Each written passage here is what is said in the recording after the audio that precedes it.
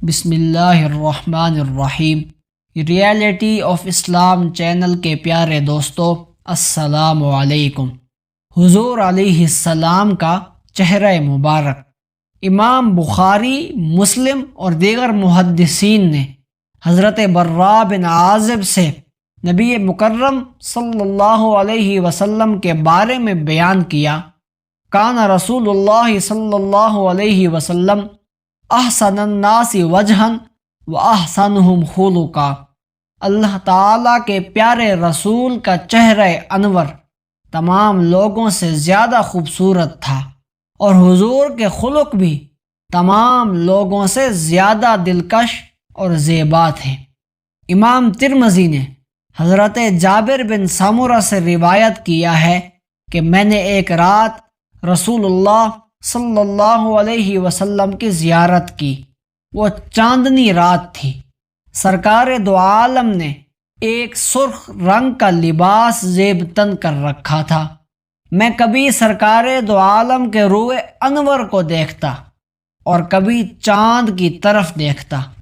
میں کافی دیر دیکھتا رہا، موازنہ کرتا رہا، لیکن میں اس نتیجے پر پہنچا کہ حضور علیہ السلام 14ویں کے چاند سے زیادہ دلربا اور خوبصورت ہیں۔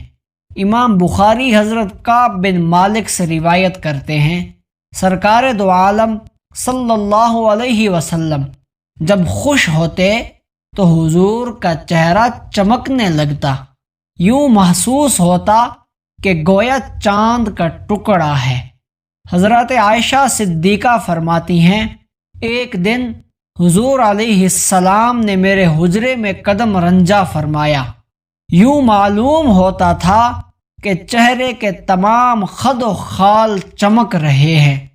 جو لوگ صاحب بصیرت اور صاحب قلب سلیم تھے، انہیں سرور عالم صلی اللہ علیہ وسلم کا روئے تاباں دیکھ کر یقین ہو جاتا تھا کہ حضور اللہ تعالیٰ کے سچے رسول ہیں اور اسی کی طرف سے یہ دین حق کے ساتھ مبعوث ہوئے ہیں۔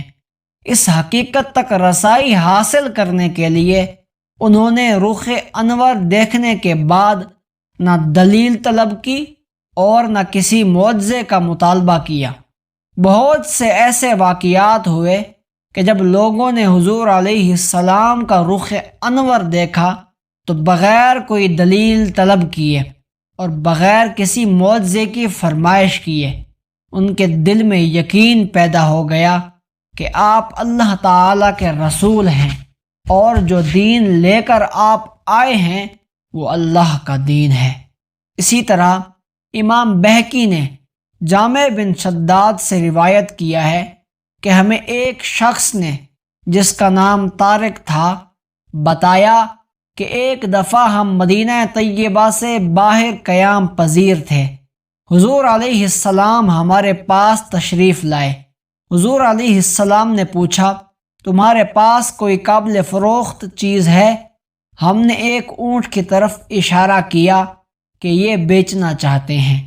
حضور علیہ السلام نے قیمت پوچھی تو جو قیمت بتائی وہی حضور نے منظور فرمائی، اور حضور علیہ السلام اونٹ کی نکیل پکڑ کر واپس تشریف لے گئے۔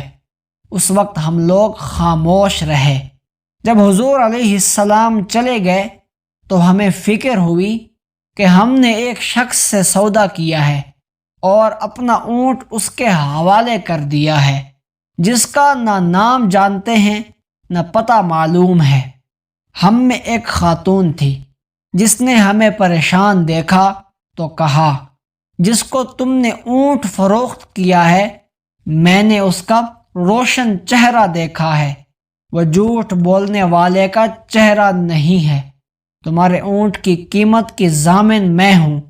چنانچہ دوسرے دن صبح سویرے حضور علیہ السلام کا آدمی طے شدہ کھجوریں لے کر ہماری قیام گاہ میں آیا، اور اس نے ہمیں بتایا کہ رسول اللہ صلی اللہ علیہ وسلم نے مجھے یہ کھجوریں دے کر بھیجا ہے اور فرمایا ہے، پہلے سیر ہو کر کھاؤ، اس کے بعد جتنی وسق میرے ذمہ ہیں وہ تول کر پوری کر لو۔ علامہ ابن عساکر نے ام المؤمنین عائشہ صدیقہ رضی اللہ عنہا سے روایت کیا ہے، آپ فرماتی ہیں میں کوئی کپڑا سی رہی تھی، رات کا وقت تھا، گھر میں کوئی چراغ نہ تھا، اندھیرا چھایا ہوا تھا، اچانک سوئی میرے ہاتھ سے گر گئی، میں نے بہت ہاتھ مارا کہ وہ سوئی مجھے مل جائے لیکن نہ ملی۔ اچانک رحمت عالم صلی اللہ علیہ وسلم اس حجرہ میں تشریف لے آئے۔ حضور کے چہرے مبارک کے انوار سے سارا حجرہ روشن ہو گیا، اس روشنی میں مجھے اپنی سوئی مل گئی۔ حضور علیہ السلام کی خدمت میں جب میں نے عرض کی، حضور علیہ السلام نے فرمایا ہلاکت ہے اس شخص پر جو میرے رخ انور کی زیارت سے محروم رہا۔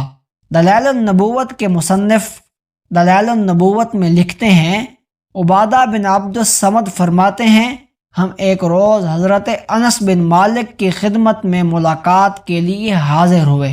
آپ نے اپنی کنیز کو حکم دیا کہ دسترخوان لاؤ تاکہ ہم کھانا کھائیں۔ پھر وہ کنیز دسترخوان لے آئی، پھر آپ نے اسے حکم دیا کہ وہ رومال بھی لاؤ۔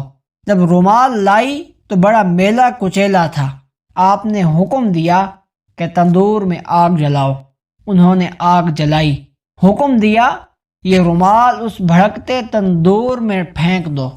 تھوڑی دیر کے بعد اسے نکالا تو وہ دودھ کی طرح سفید تھا۔ ہم حیران ہو کر پوچھنے لگے یہ کیا ماجرا ہے؟